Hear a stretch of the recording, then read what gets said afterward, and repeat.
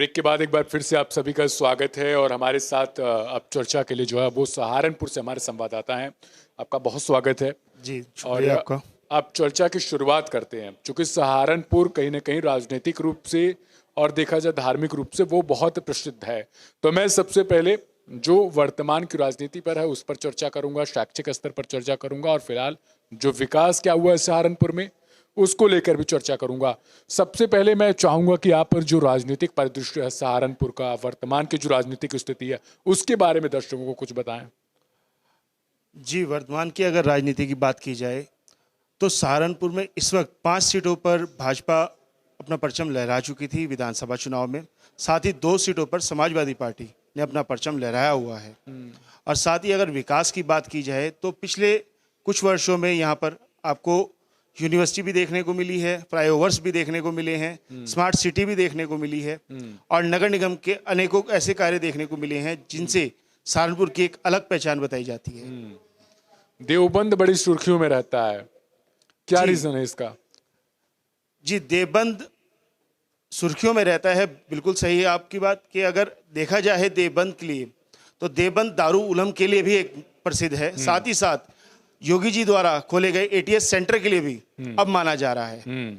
अगर बात की जाए देवबंद की तो देवबंद विधानसभा से हमारे विधायक जो हैं कुंवर ब्रजेश जी, वो इस वक्त राज्य मंत्री के पद पर, पीडब्ल्यूडी विभाग के राज्य मंत्री के पद पर भी नियुक्त हैं। साथ ही साथ यहाँ पर दारूलम की बहुत ही मान्यता है, बहुत ही प्रसिद्धता है, जिसे हम देखते हुए अगर बात करें कि बाहर से विदेशों से लोग बच्चे आते हैं यहाँ पर पढ़ने, तालीम लेने, अच्छी एक तालीम मिलने के लिए उन्हें एक उत्सुकता रहती है कि हम अच्छे तालीम के लिए दारूलम जाएं और बातचीत करें, वहाँ अपना समय व्यतीत करें, अपनी पढ़ाई पूरी करें। साथ ही साथ अगर सहारनपुर की बात की जाए तो सहारनपुर में माँ शाकुंभरी देवी भी एक बहुत प्रसिद्ध जगह है, जहाँ पर लाखों करोड़ों भक्त अपनी श्रद्धा आस्था लेकर वहाँ पर दर्शन के लिए मौजूद होते हैं। साल में 2 बार वहाँ पर भंडारे किए जाते हैं माँ चौदस के लिए। शाकुंभरी देवी जिस वक्त वहाँ पर प्रस्थान हुआ था तो उनके जन्मोत्सव के लिए वहाँ पर आए दिन भंडारे होते रहते हैं। जी, शफीकुर रहमान बर्क साहब बड़े बयानबाजी के लिए प्रसिद्ध हैं, विवादित बयान के लिए भी जाने जाते हैं। क्या जनता की सोच रहती है उनको लेकर? जनता की सोच की अगर बात करें उनको लेकर के, देखिए वह हमारे एक देखा जाए तो इस्लाम गुरु कह लीजिए, धर्म गुरु कह लीजिए, जिससे वो लोग को ज़्यादा अपने धर्म को बढ़ावा देते हुए बातचीत अक्सर करते दिखाई दिए हैं। कि अपने धर्म के लिए हमेशा लोगों को समझाना, बात करना, अपने धर्म के लोगों को हर तरीके से एक आगे का रास्ता दिखाना कि आप अगर मार्गदर्शक कर रहे हैं किसी भी चीज़ का तो एक अलग ही उनका रुख होता है मार्गदर्शक के लिए। और उसी में विवादित बयान दिए जाते हैं। जी, विवादित बयान भी दिए जाते हैं। योगी आदित्यनाथ पर बड़े आक्रामक दिखाई देते हैं। जनता का क्या रुख रहता है कि वो शफीकुर रहमान बर्क साहब के पक्ष में रहती है या फिर योगी आदित्यनाथ के? जी, अगर जनता का देखा जाए तो वो ज्यादातर योगी आदित्यनाथ जी के पक्ष में ही रहती हैं, क्योंकि वह प्रांत के मुख्यमंत्री भी हैं, साथ में मुखिया भी हैं। और अगर बात की जाए जब से योगी आदित्यनाथ जी ने उत्तर प्रदेश की कमान संभाली है तब से उत्तर प्रदेश में ही नहीं अन्य कई प्रदेशों में भी उनका डंका बजता दिखाई देता है, जिससे कि जनता के अंदर एक बहुत ही उत्सुकता है उन्हें देख के कि एक ऐसे मुख्यमंत्री हैं जिन्होंने विकास कार्य के ऊपर अधिकतर अपनी पहल रखी है। जी, रोडों की स्थिति क्या है फिलहाल, क्योंकि 30 नवंबर तक जो है वो डेडलाइन थी कि उसको गड्ढा मुक्त कर दिया जाएगा। जिले में क्या हाल है रोडों का? जी, रोडों की अगर बात की जाए तो अभी जिले में बेहतर हाल है पहले से, मगर कुछ जगह ऐसी हैं जहां पर नगर निगम अभी कार्य में लगा हुआ है, जो कि कार्य मेरे ख्याल जल्दी ही पूर्ण करेंगे। अगर नगर निगम की बात की जाए तो अधिकारियों का कहना यह है कि बहुत जल्द ही कार्य पूर्ण हो जाएगा। अगर बात की जाए गड्ढा मुक्त सड़कों की तो काफी हद तक सहारनपुर जिले के अंदर गड्ढा मुक्त सड़कें हो चुकी हैं। जी, ये बीच में जो है वो कई गिरफ्तारियां हुई थी, कुछ ऐसे भी मामले सामने आए थे जिसमें आतंकियों की गिरफ्तारियां की गई थी। जी, तो क्या कुछ ये मामला था? जी, आतंकियों की गिरफ्तारी के लिए नुपुर शर्मा का जो बयान आया था उससे रिलेटेड ही अगर आप देखा जाए तो वहाँ पर एटीएस सेंटर द्वारा कई गिरफ्तारियां की गई, कई आतंकवादियों संगठनों से लिंक बताया गया जिनकी गिरफ्तारी हुई है। उनका डायरेक्ट लश्कर से भी संबंध बताए गए हैं, तालिबान से भी संबंध बताए गए हैं।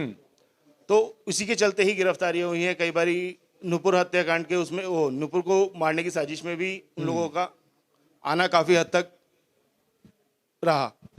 जी जिला बहुत चर्चित है, यानी एटीएस से भी उसका यानी कहीं ना कहीं जो है बाहरी विदेशी ताकतों से भी संपर्क हो जाता है, पाकिस्तान से भी संपर्क हो जाता है। जी पढ़ाई के क्षेत्र में क्या हालात है वहां के कि बस यही आतंकियों से ही ज्यादा संपर्क में रहता है? जी, अगर पढ़ाई शिक्षा क्षेत्र की अगर बात की जाए तो हाल ही में ही अभी मुख्यमंत्री सूबे प्रांत के मुख्यमंत्री जो हैं योगी आदित्यनाथ जी, उनके द्वारा एक यूनिवर्सिटी का शिलान्यास किया गया है।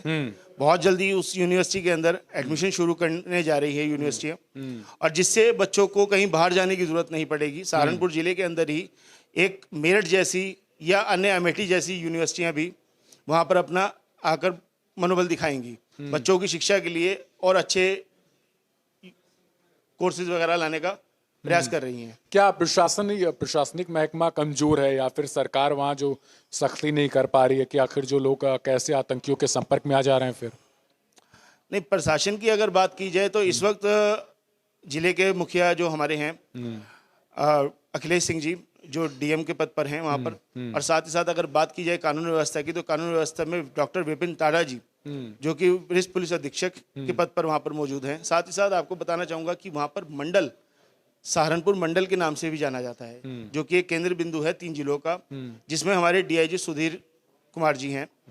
उनके नेतृत्व में भी कई ऐसे अभियान चलाए गए हैं जिसमें आतंकियों को क्या, अगर कोई गैंगस्टर भी है तो उनके ऊपर भी सख्त से सख्त कार्रवाई की जाए।